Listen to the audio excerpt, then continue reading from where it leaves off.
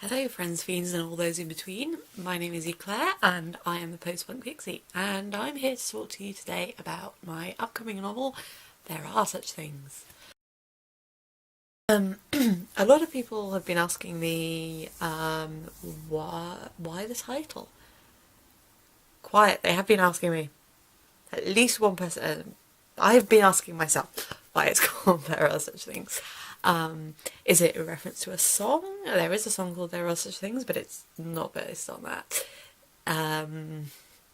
Is it because I really believe in vampires? I'm agnostic on that one.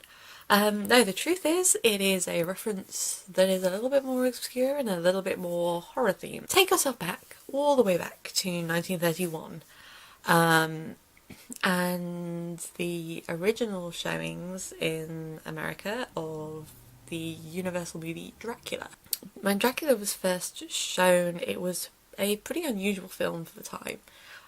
This is only about 5 or 6 years after sound had become the norm in cinema, and people were not quite used to seeing a film without live musical accompaniment, because usually you'd have an organ player or a piano player in the cinema tinkling along with you.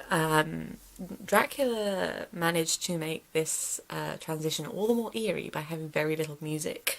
It was a very, very quiet film, a very eerie film, quite unlike what most people would have been used to. It was also very unusual for its time because not many films, especially American films, had dealt with the supernatural. In the 1920s, you had films like The Cat and the Canary, The Hunchback of Notre Dame, Phantom of the Opera, which were eerie in some cases more than others, but always involved a human monster. Lon Chaney's characters in Hunchback and Phantom were both dudes who just happened to be rather deformed, and The Cat and the Canary, which is a more spooky film. It's been remade many times, but it was very popular back in the 20s. It has a lot of elements that appear to be supernatural, but are explained away to be something caused by a very human terror. And this is a genre that used to be referred to as the Old Dark House. There are actually very few of these being made these days, but they were quite popular for a time. Universal, when they made Dracula, were very unsure.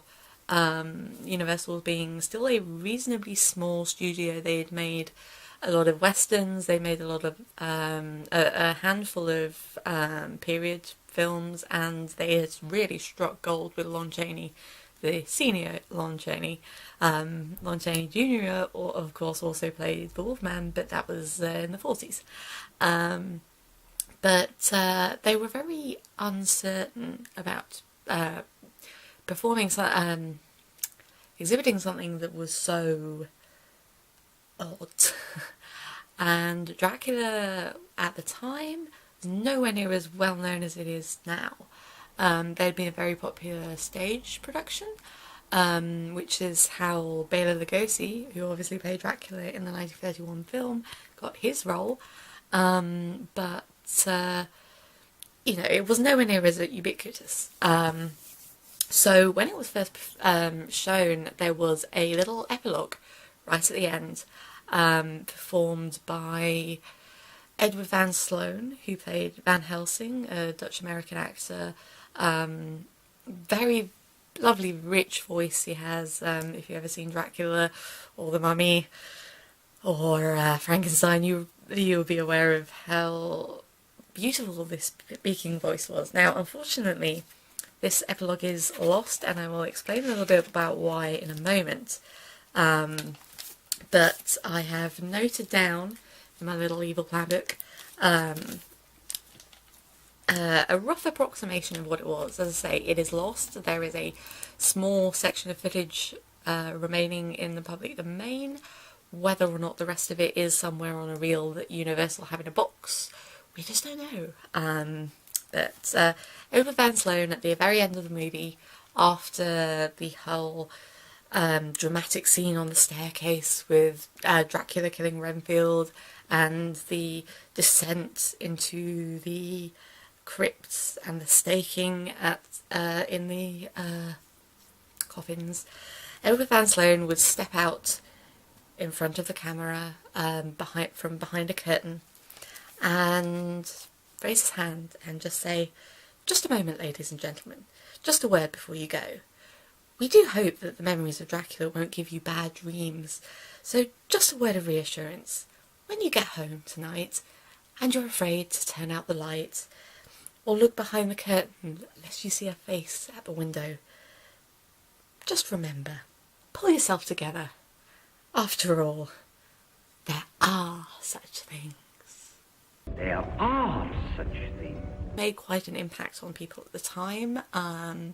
There's a marvellous documentary called The Road to Dracula, which Universal put onto some of their DVDs, which has that teeny tiny clip, a few seconds of Van Sloan saying there are such things, and Carla Laemmle, who was the daughter of Carl Laemmle, the original owner of Universal, reciting words to that effect, and a couple of other personalities, talking heads, saying the immortal line, "There are such things." Now, the reason why this is lost is actually kind of sad. When Dracula was re-released in 1936, the climate had changed. Supernatural themed movies had become a lot more popular. Obviously, by this point we had Dracula, Frankenstein, Dracula's daughter, Bride of Frankenstein, The Invisible Man, blah, blah, blah, blah, so many, and Universal were this was their mainstay. This is where they were making a lot of their money. Very popular with children and adults. Obviously, back in those days, there was not the rating system that we had then, so any child could walk in. And part of the reason I love that little documentary I mentioned earlier, The Road to Dracula, is it has a lot of interviews with people who remember seeing it in theatres.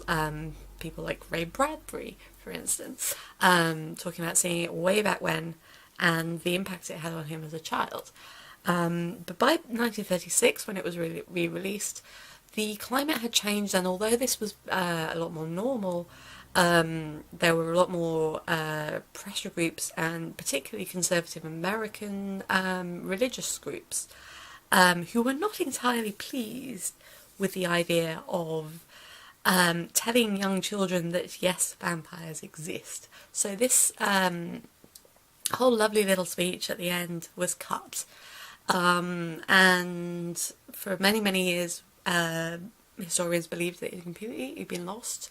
As I say, the only snippet that's been released is that teeny tiny bit in the documentary. I will post a link down there. Some nice soul has put the documentary onto YouTube, so you can see that little snippet. I may even try and sneak it in earlier if I manage to do that. Strangely enough, there is a very similar speech added on to Frankenstein, again featuring Van Sloan, who plays a very similar character in James Wells' Frankenstein. In this case, it wasn't an epilogue, it was a prologue, so it was put on before the film started. The difference being that where the "There Are Such Things" speech was a sort of tongue-in-cheek little nods to the stage play. There's a very similar speech at the end of the stage play as it was performed at the time. The prologue to Frankenstein is a lot more honest. It runs something along the lines of, and this is going from memory because I have seen this one, Mr. Carl Laemmle feels that it is not appropriate to show this upcoming film without a word of warning. And then it runs something along the lines of, telling people who are of a nervous disposition, shall we say, that this might not be suitable for them. It finishes with, again, a slightly tongue-in-cheek little sort of, Well, we warned you.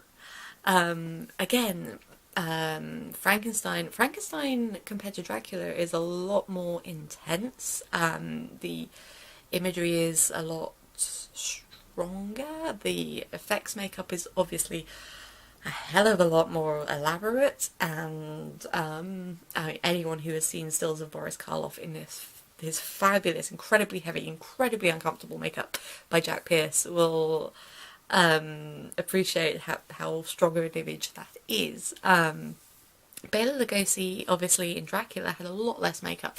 He was made up to look very pale, he had a little rouge on the lips, but otherwise it was just his face.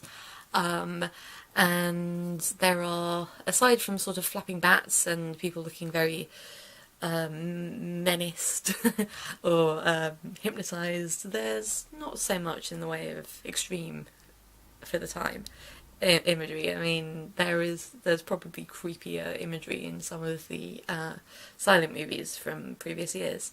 But yes, that is the reason, the incredibly nerdy horror nerd reason for the title of my novel. As I say, I've always wanted There Are Such Things to be a sort of a celebration of and a sort of callback to previous horror fiction in any medium. After all, There are such things. There are such things. there are such